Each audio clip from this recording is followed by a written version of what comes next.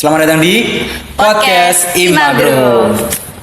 I want to be there and baby dance the night away. I let my head down the right one.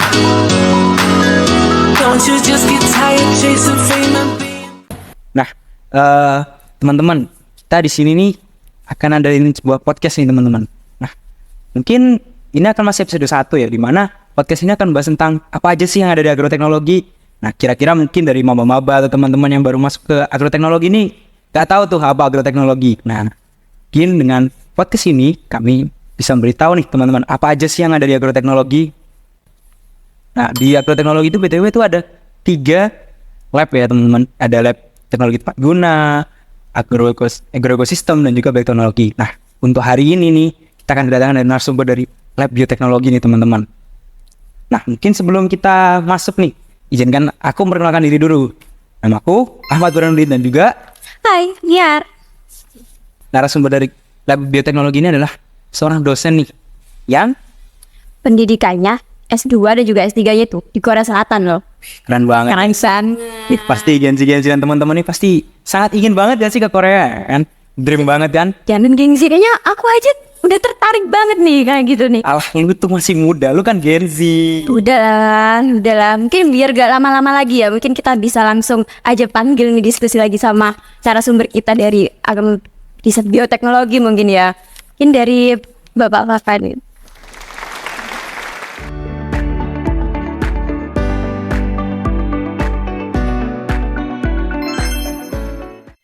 Gimana Pak? Mungkin kabarnya?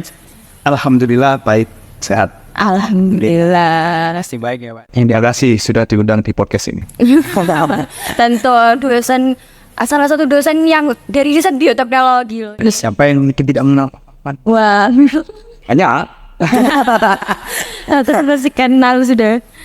Kan tadi kita sudah nge-spill ya kan. Kalau dengan itu kuliahnya S2 dan S3 di Korea itu gimana? saya S1-nya jurusan agronomi, lulusnya tahun 2003. Kemudian sekolahnya di Korea juga tahun 2003.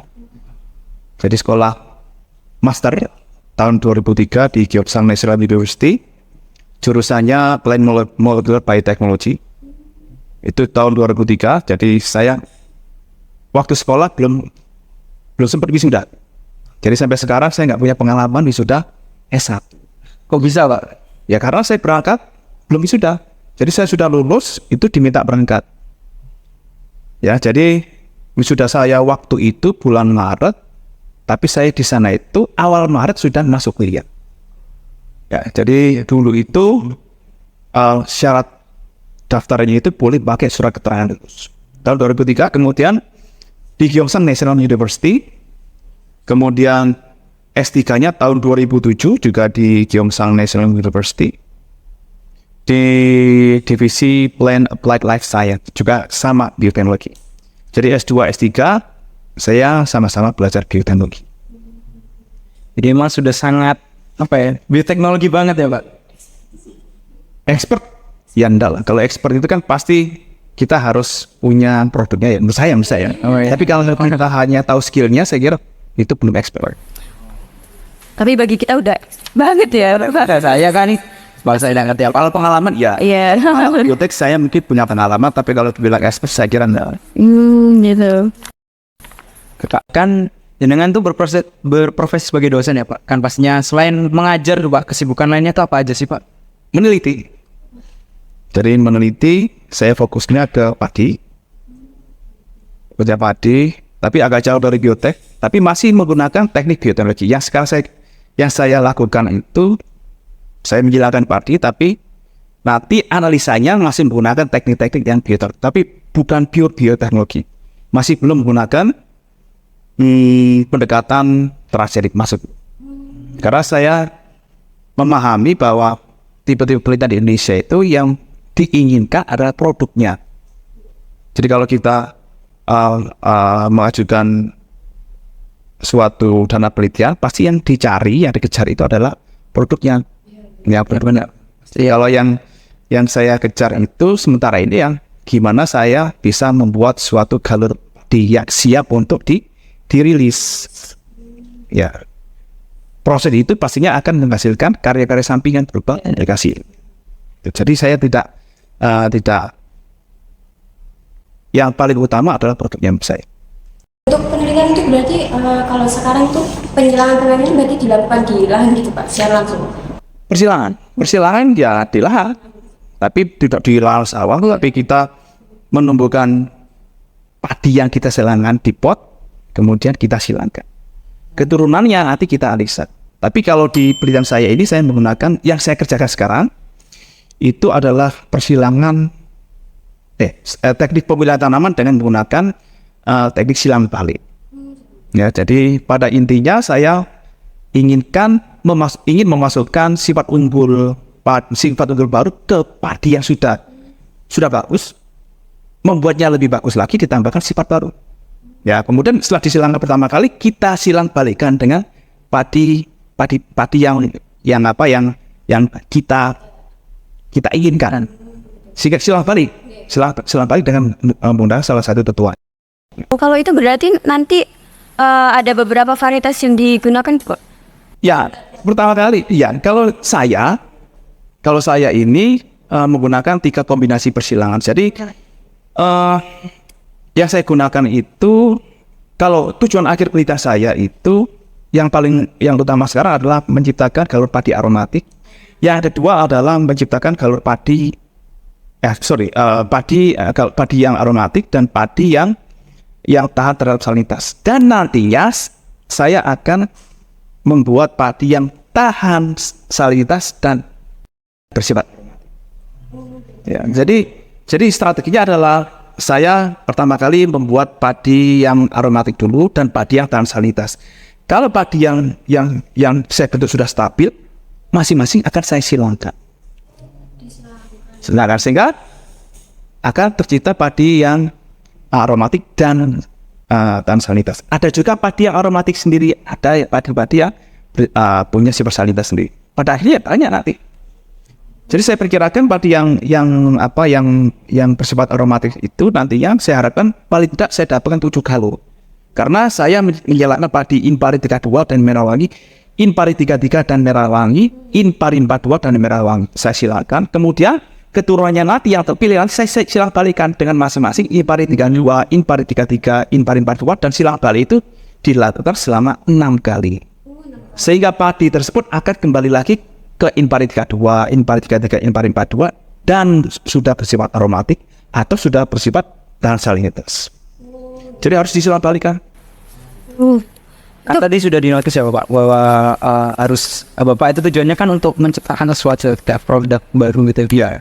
Nah, itu kira-kira dalam melakukan itu apa perlu ada riset dulu, apa kita perlu ini untuk masyarakat atau kondisi pasar? Jadi kan gini ya. Jadi yang kita tahu kan pemerintah kan sudah merilis padi-padian yang unggul ya, padi-padi unggul dengan segala keunggulannya, dan mungkin masih ada kelemahannya ya.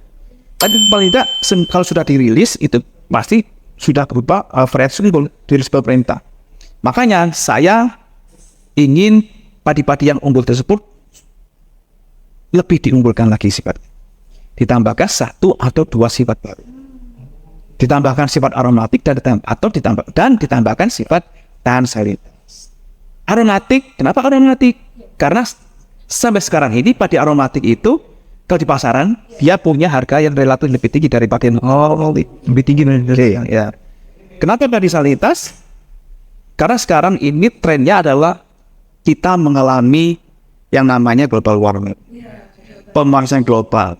Kalau ada pemanasan global berarti ada es di kutub yang mencair. Kalau es di kutub mencair berarti volume air laut akan naik. Sehingga kalau naik berarti ada air laut yang naik. Kalau naik ke daratan gimana? Jadi ada lahan pertanian yang sebelumnya itu subur kena air laut, akhirnya jadi salin. Ya. Untuk menghadapi hal itu supaya ini kan kita ingin tetap hidup, kita ingin tetap makan. Ya, benar. Jadi salah satu usahanya yang menciptakan varietas baru yang aromatik. Ya, salinitas juga. Yang aromatik dan kualitas. Jadi solusi banget ya Pak, mungkin buat yang sekarang gitu. Ya kalau menurut saya solusi, memberikan solusi menurut saya. Nah mungkin dari hasil penelitian itu karakteristik dari hasilnya itu gimana sih Pak? Gabahnya kan kita nanti mengkonsumsi apa? Ada perbedaan dari varietas-varietas yang sebelumnya kita konsumsi gitu? Ya kalau penelitian saya sekarang ini masih dalam tahap pengembangan. Jadi masih ini kalau yang aromatik itu masih tahapnya masih backcross BJ3F1. Jadi tanaman yang dihasilkan melalui proses backcross ketiga kali. Pertama kali kita silakan katakanlah Impari 32 dan Merawang. Ada muncul tanaman F1. Ya, satu. Tanaman F1 ini dia masih bersifat unik. Ya, dia tidak sama dengan induknya, tidak sama. Tapi mungkin ada kemiripan. Oh ya. Tapi tidak sama. Keinginan saya adalah saya mau membuat Impari 32 yang aromatik. Jadi F1 ini saya harus silang balikan dengan Impari 32. Oke. Keturunannya itu saya silang balikan dengan Impari 32. Keturunan lain saya silang balikan dengan Impari 32 dan seterusnya. Jadi kalau kita mau rilis varietas itu yang dihasilkan dari pemuliaan berbasis silang balik itu pemerintah itu menyarankan bahwa minimal itu harus mengalami 6 kali silang balik. Karena dengan 6 kali silang balik itu sifat-sifatnya itu akan kembali mungkin 99,9% ke salah satu tetuannya. Kalau misalkan tanam F1 itu kan mungkin masih 50 Impari 32 dan 50 Merawang, dan itu secara fenotip itu dia sudah masih tidak sama. Rata-rata masih tidak sama dengan Impari 32 atau Merawang. Ya penelitian saya kan pingin Impari 32 ini nanti punya sifat aromatik atau punya sifat mineralitas. Jadi itu harus disilang balik. Jadi nanti mungkin ini pertanyaan juga sih bagi orang yang awam gitu ya Pak. Nanti jadi hasil dari persilangan ini gabahnya itu bakalan mungkin nasinya itu bisa lebih wangi atau gimana Pak? Jadi sebenarnya sebelum menggunakan masuk ke penelitian saya sudah punya galur. Wow. Galur yang sudah aromatik. Aromatik. Oh ya, Ya saya silakan padi pendok dan padi Merawangi. Waktu itu saya sudah dapatkan padi yang homozigot aromatik, sudah F8 atau F9. Panjang ya Mas. Jadi saya sudah menikmati berasnya. Sudah masak di rumah, wangi. Tapi masalahnya kalau saya ini adalah dia tidak tahan giling. Tidak tahan giling dari mana? Dari padi Merawanginya itu. Memang dia fenotipnya dia gampang hancur kalau masuk ke penggilingan dia. Jadi itu memang salah satu sifat inferior dari padi Merawangi yang saya gunakan sebagai tetua jantannya. Tapi dia punya sifat yang gila yang bagus. Yang pertama adalah dia sebagai penyumbang sifat aromatik, dan yang kedua dia juga sebagai penyumbang sifat warna merah pada biji. Jadi kalau saya silakan padi Impari 32 dan padi Merawangi, saya silakan untuk saya backcrosskan. Nanti pada akhirnya dengan persilangan ini saya akan mendapatkan 3 galur. Padi Impari 32 yang wangi, padi Impari 32 yang bijinya warna merah, dan padi Impari 32 yang punya sifat biji merah dan sifat wangi. Ini masih satu kombinasi persilangan. Dan saya punya 3 kombinasi persilangan. Harusnya saya dapat 9, tapi karena alasan teknis, kombinasi persilangan ada Impari 33 dan Merawangi, saya nantinya hanya dapat yang Impari 33 yang putih dan merah saja. Jadi kayak perut kenyang tapi wangi juga gitu rasa ruangan tuh. Tapi itu wangi itu apakah juga mempengaruhi rasa Pak? Berasnya. Oh nasi, sorry. Saya kira enggak. Tapi kadang-kala kan kalau kita gilen, seperti Anda ini kan minum kopi ya. Ya. Minum kopi. Kemudian Anda rasakan minum kopi dengan kondisi normal dan minum kopi dengan jalan hidung Anda tutup. Nikmat mana? Nikmat yang bisa mencium itu Pak. Lah. Itu jadi kadang-kala kenikmatan itu tidak bisa dirasakan hanya dari lidah saja, kadang-kala dari indera penciuman juga. Menunjang ya Pak, menunjang. Ya, rasa ingin memakan atau gimana ya? Iya. Itu jadi kenyataan di pasar itu padi aromatik sementara ini masih harganya lebih tinggi.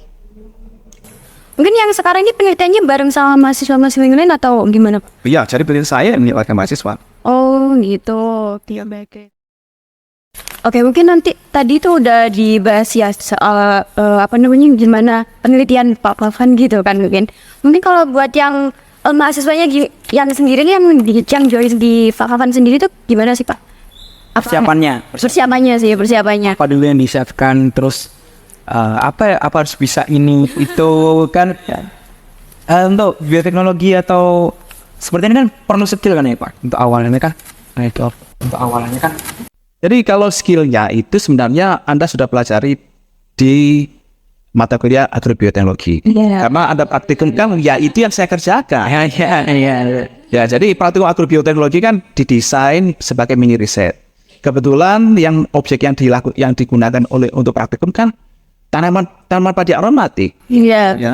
Mungkin Anda ingat ya. Iya. Jadi cara ambil sampelnya kemudian Anda menentukan mana-mana tanaman yang bersifat aromatik. Di situ kan Anda diajari mengambil sampelnya, ekstraksi genomnya, PCR-nya, dan interpretasi hasil PCR-nya.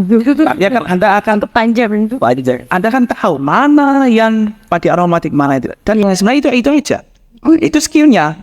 Cuma nanti skillnya nanti kan akan diperdalam kalau Anda melakukan penelitian. Dan kalau misalkan mau ikut join saya, pertama kali ya harus suka dulu dengan apa yang saya... Iya, tertarik dengan apa yang saya lakukan. Jadi ada motivasi ya, biar gak berhenti di jalan. Iya. Jadi kalau Anda datang ke saya, Pak, saya mau ikut riset, saya anggap Anda tertarik, saya senang. Jadi saya saya nggak pernah ngambil, saya nggak pernah. Sehingga saya jadi yang datang ke saya, mereka datang ke saya. Ya, Mau ya Pak dan juga suka atau ya, semoga benar suka. Tadi sempat dibahas juga sama Pak Wan kayak penelitian ini juga mengurus waktu yang cukup lama. Nah itu juga pertanyaan sih buat jadi mahasiswa itu kayak wah kalau join di biotek ini biasanya lama, apalagi kayak pemulihan tanaman penghilangan gitu. Ya, jadi Gimana Pak? penelitian saya ini ada desainnya, ada roadmap-nya. Roadmap ini kalau saya rencanakan untuk galur yang stabil itu diperoleh tahun 2025. Ya, tapi untuk mencapai tahun 2025 kan ada step-stepnya. Ya, masing-masing step itu akan dikerjakan oleh mahasiswa, entah masuk S1 atau S2. Oh berarti kayak apa? Jadi masing-masing mahasiswa itu mengerjakan masing-masing stepnya. Jadi nggak suruh ada langsung kayak apa? Mau lanjutkan Bonda, tiba-tiba langsung ke itu yang nggak selesai. Ya, itu ini Jadi tahun ya. Makanya nih ya. Jadi masing-masing step ini akan dilakukan oleh mahasiswa. Dilakukan penelitian, artinya akan menghasilkan karya ilmiah berupa skripsi atau mungkin iya benar. step satunya mahasiswa A, terus step gitu. Yang adalah yang hanya dilakukan oleh mungkin teman-teman Anda atau kakak tingkat Anda. Jadi masing-masing kakak tingkat Anda yang ke saya itu melakukan step. Oke, mungkin ini pertanyaan lain juga biasanya itu kan kalau lama gitu tuh apa dari mahasiswanya? dari mahasiswanya atau tingkat kesulitan dari suatu proyeknya? Enggak juga. Jadi kalau yang ikut pemeliharaan saya, ya alhamdulillah itu ya mungkin nggak 100% on time ya. Ada mungkin satu lah. Itu yang kurang on time. Tapi saya sadar bahwa penelitian pemuliaan ini kan lama. Itu harus dimulai dari proses persilangan, kemudian menghasilkan IGF-1 dan anak-anak itu saya itu adalah menganalisa tanaman hasil persilangan itu. Makanya strateginya adalah melakukan penelitian pendahuluan. Ya, jadi masing-masing mahasiswa yang ikut saya itu wajib untuk mengetahui cara persilangan. Paling enggak mereka waktu lulus nanti mereka punya skill bagaimana menghilangkan tanaman padinya. Trik-trik apa saja yang bisa dilakukan supaya persilangan itu berhasil. Bagaimana cara melakukan seleksinya. Bagaimana menentukan benar biji yang kita tanam itu hasil persilangan. Itu kan ada ilmunya paling tidak di padi aromatik. Kalau padi aromatik kan Anda pernah belajar di praktikumnya bahwa sifat aromatik itu bisa dianalisa menggunakan alat PCR. PCR. Ya. Tuh. Berarti nanti dari penelitian Bapak juga sampai analisa PCR gitu juga ya? Kalau analisa PCR Wajib lah. Gimana? Tanya juga Bapak. hasil persilangan kita menjalankan ya. Jadi kalau kita back cross itu yang kita jadikan jantan itu adalah tanaman yang hasil persilangan yang punya genotip aromatik. Biasanya itu ya terusnya. Kemudian kita silakan dengan tetua betinanya, ini pada 32. Kita silakan. Anaknya nanti itu ada yang aromatik. Mungkin secara teori itu 50%. Ya kita ambilnya dari mana? Dari teknik PCR yang ada pelajari di Fakultas Agrobiologi. Ini salah satu skill materi juga. Ya, skill materi dan ini semester 5 ya BTW teman-teman untuk agrobiotechnology ya. Ya. Sangat panjang. Iya.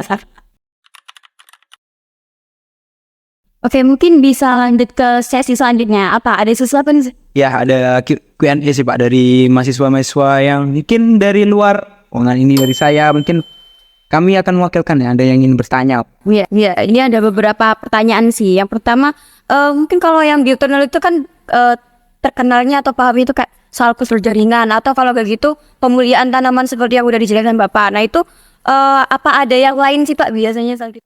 Kalau bioteknologi modern itu ya terkenalnya bukan kultur jaringannya, tapi bagaimana memodifikasi genetiknya. Biasanya itu pendekatan yang digunakan adalah pendekatan memasukkan gen dari luar ke dalam tanaman dengan sebagai transgenik. Ya, Itu konsep bioteknologi yang modern selama ini. Tapi kalau kultur jaringan itu kan toolnya, tools. Jadi cara untuk apa? Untuk memodifikasi. berarti ada banyak cara lain. Ya, kalau pemulihan tanaman kan macam-macam. Ada pemulihan tanaman yang konvensional dan pemulihan tanaman yang menggunakan teknik bioteknologi. Sama-sama pemulihan tanamannya. Sama-sama. Jadi menggunakan bioteknologi kan motong waktu, sebenarnya lebih singkat. Oh iya, sebenarnya itu ya. Sebenarnya lebih singkat. Jadi kalau bioteknologi kan kalau kita memasukkan memodifikasi dengan menggunakan transgenik itu mungkin 3 tahun kita sudah punya tanaman yang stabil. Tapi kalau kita menggunakan teknik pemulihan tanaman ya lebih dari 3 tahun, mungkin sampai 5 tahun atau mungkin bahkan 6 tahun. Tapi kalau di Indonesia ini dia lebih cepat kalau padi. Karena di Indonesia ini tanamnya kan bisa sampai 3 kali. Ya, kalau di luar negeri di subtropis mereka tanamnya ya bisa 2 kali itu bagus. Yang satunya harus di greenhouse. Ya, secara terpotong oleh musim dingin. Jadi bioteknologi tidak melulu di kultur jaringan. Kultur jaringan itu bioteknologi. Ya. Kalau pemulihan tanaman itu ya bioteknologi tanaman itu adalah salah satu proses pemulihan tanamannya. Tapi pendekatan lain kita satunya biotek itu menggunakan teknik modifikasi genetik. Itu mungkin jawaban yang kalian tunggu-tunggu ya untuk pertanyaan yang pertama. Yang pertanyaan selanjutnya Kak?